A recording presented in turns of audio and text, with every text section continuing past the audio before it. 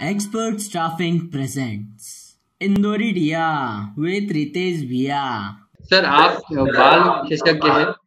अब मैंने सुना कि तीसरी जो लहर है वो बच्चों पे आने वाली है, तो हमारे बच्चे कैसे सुरक्षित रहे, उन्हें क्या करना चाहिए, कैसा उनका रूटीन होना चाहिए, क्या खाना चाहिए उन्हें, ये सब आप थोड़ा सा हमें बताइए सर। बाप रे। पहली बात तो है ना, मैं आपको ये बताऊं कि मैंने भी सुना ही है। अच्छा, मैंने बताया क्या प्रश्न किया था कि हमारी सेकेंड वेव को तो हम देख लें पहले, फिर थर्ड वेव पे सोचेंगे। आज तो हमारी सेकेंड वेव पीक पे चल रही है जी। आज हम ये बोल के उन माँ बाप के दिलों में बहुत ज्यादा भय नहीं डाल रहे कि थर्ड वेव आएगी, तुम्हारे बच्चे जा रहे हैं। एक प्रश्न है, देखिए, बहुत महत्वपूर्ण।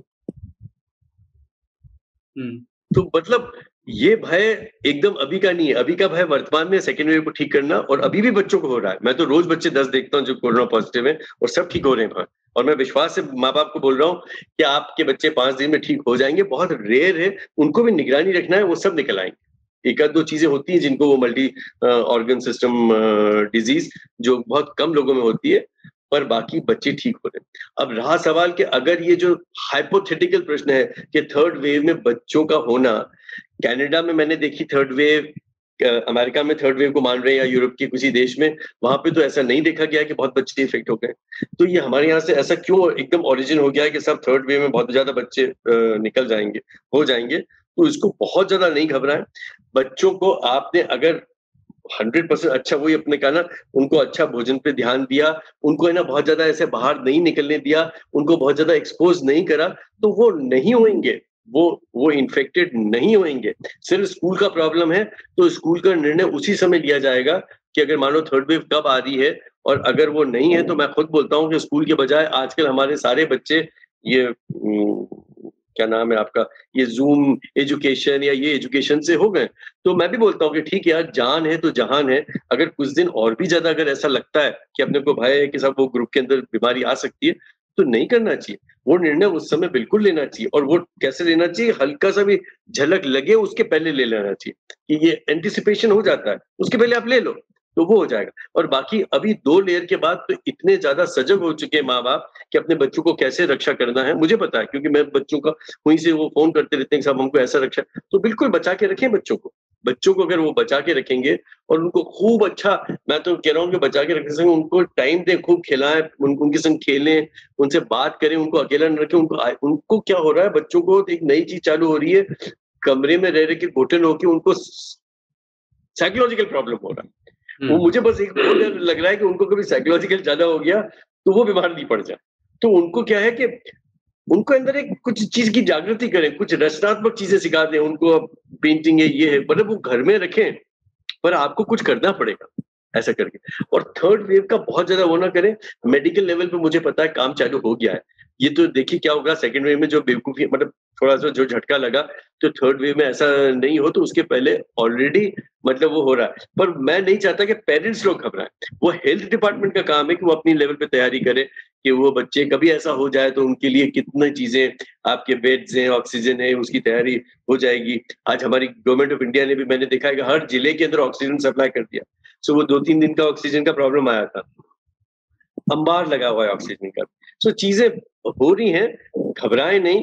अपने बच्चों को अच्छा शिक्षा दें, अच्छा भोजन कराएं, उनको खूब एक्टिविटी कराएं, फिजिकल एक्टिविटी खिलाएं, ताकि वो अच्छी तरह से रहे, और नेचुरली किसी के ज्यादा भारी अननोन पर्सन के संपर्क में ना आने दें। और समय के हिसाब से ये निर्णय लेना पड़ेगा। सेकेंड वेव गई, कितना लंबा फेज मिलेगा, थर्ड वेव आएगी कि नहीं आएगी, आएगी तो हमारे मूर्खता के पीछे आएगी, डेफिनेटली हमारे मूर्खता के पीछे आएगी, और इंटेंसिटी तो 100% हमारे मूर्खता के पीछे आएगी। जैसे सेकेंड वेव भी हमारे पीछे आई। खाना पीना सब कुछ अगर करना है, और फिर आप बोलोगे साहब सेकंड वेव वैसी क्यों आई, तो ऐसा थोड़ा होता है भाई। आपको तो समझना पड़ेगा ना कि ये चीज कोई ऐसे जाने वाली थोड़ा ना, ये तो रहने वाली है। मतलब आप कह रहे मतलब ये कोरोना हमेशा बना रहेगा अपने साथ? कोरोना बना नहीं, देखिए ये एक वायरल डिजीज, एक नया वायरस आ गया है। जैसे फ्लू वायरस होता है, वो आपका फ्लू वायरस है, वो चल रहा है। अब जब शुरू में फ्लू आया था बहुत प्रॉब्लम उसने करी थी, स्वाइन फ्लू कहते हैं, स्वाइन फ्लू नहीं, वो जो स्पेनिश फ्लू आया था इस 1905 के आसपास का, मैं एग्जैक्ट टाइम भूल गया। 5 साल रहा था, कहते हैं कि 20 से 25% दुनिया की पॉपुलेशन खत्म कर गया।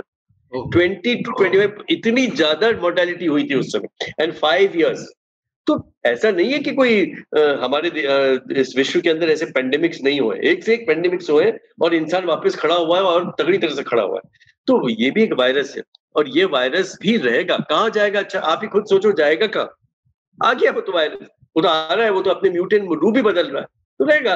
पर क्या होगा अगर आपने 60% मानते हैं, मैं तो और बोल रहा हूँ 100% करना चाहिए क्योंकि हम लोग इतना सक्षम, पर 60% भी लोगों को अगर अपन ने वैक्सीन लगा दिया तो एक हर्ड इम्यूनिटी हो जाती है, या बीमार पड़ गए इतने लोग, तो फिर क्या होता है, वायरस का जो जोर है वो कमजोर हो जाता है, फिर वो सबको असर नहीं करता।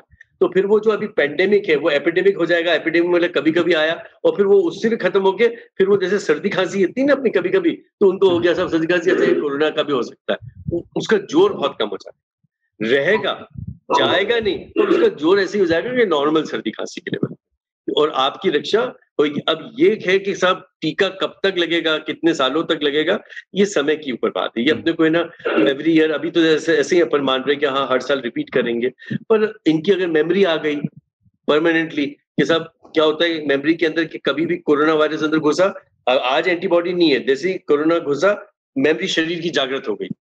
तो अगर ऐसी स्टडी आ गई हो सकता है टीके नहीं भी लगने की जरूरत पड़े, हो सकता है लगने की जरूरत पड़े, पर ये क्या है आने वाले समय पे अपनी स्टडीज चलती रहेंगी। घबराए नहीं, लोगों को नहीं घबराए, ये सारा मेडिकल काम दन दनाते हुए रिसर्च चल रही है, दिन रात चल रही है। अरे खुश रहना चाहिए यार कि कहाँ स्मॉल पॉक्स का टीका 2-2.5 साल में इजाद किया गया था, पोलियो का वैक्सीन 2.5 साल में इजाद किया गया था, कॉलरा का हैजा का टीका है ना कम से कम 1300 वर्ष के बाद इजाद किया था। ये टीका अपना कोरोना का खाली 6 महीने के अंदर इजाद हो गया। अरे ये तो कॉन्फिडेंस की बात है यार, कि क्या आत्मविश्वास है हमारे साइंटिस्ट, हमारे इंजीनियर, हमारे डॉक्टर्स, क्या गजब है। तो मतलब एक कॉन्फिडेंस रखें अपने आप को कि काम हो रहा है अपने अपने स्तर पर, मत घबराएं, बस अपने आप को सुरक्षित रखें, अपने अंदर विश्वास को जागे और बहुत ज्यादा दिमाग को खुला रखें, और ये खासकर गांव वालों को तो बहुत खुला रखना पड़ेगा, अंधविश्वास में ना रहे।